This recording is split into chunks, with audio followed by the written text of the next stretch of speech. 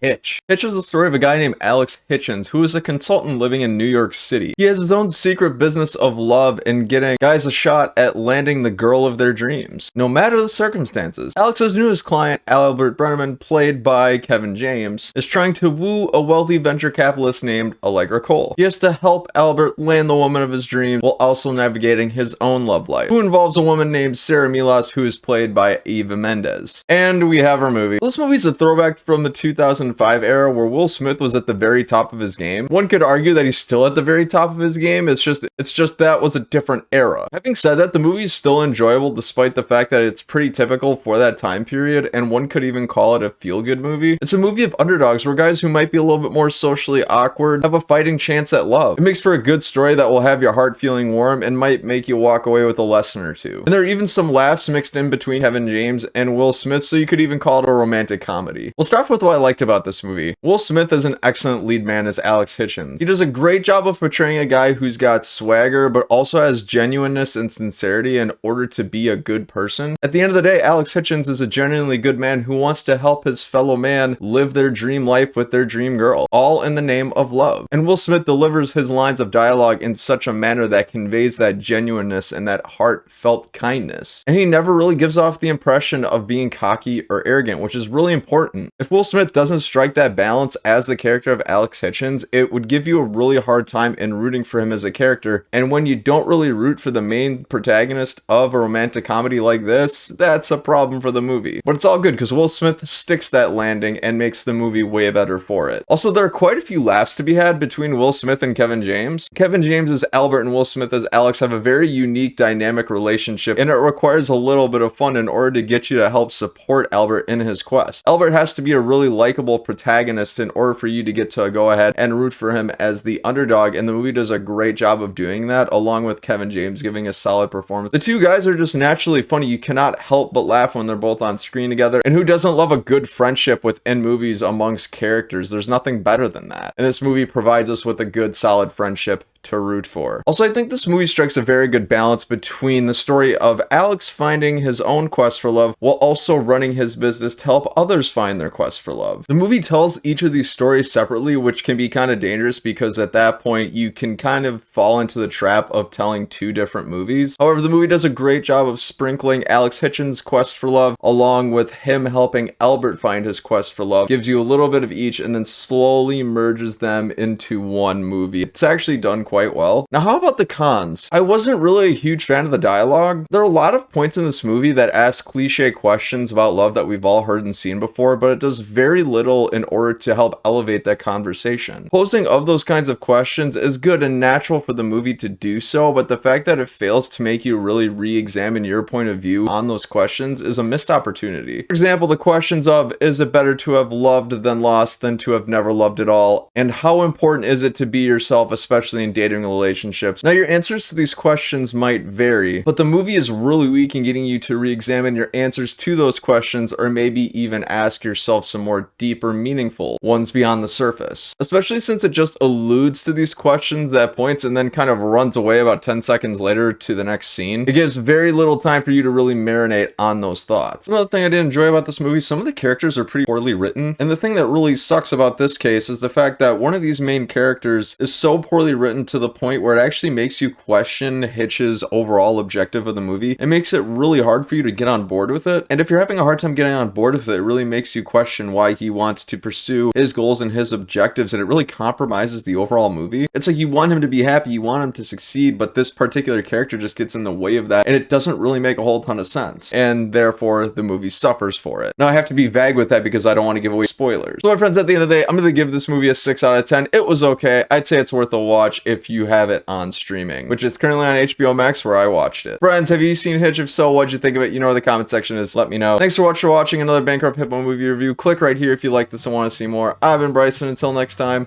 have a great day.